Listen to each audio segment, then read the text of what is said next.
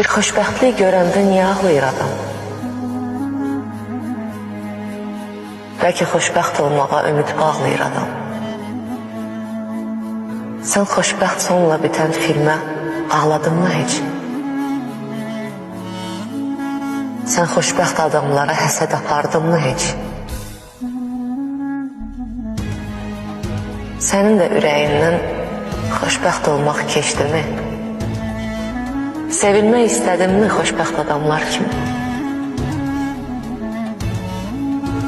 Üst-üstə yığıldı mı boğazında düyünlər?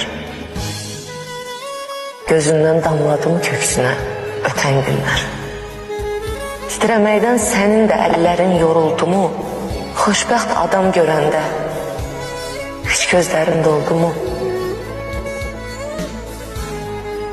Yataqda tərli-tərli üşüdü mü bədənin? Yanında olmayanı canın çəkdi mi sən?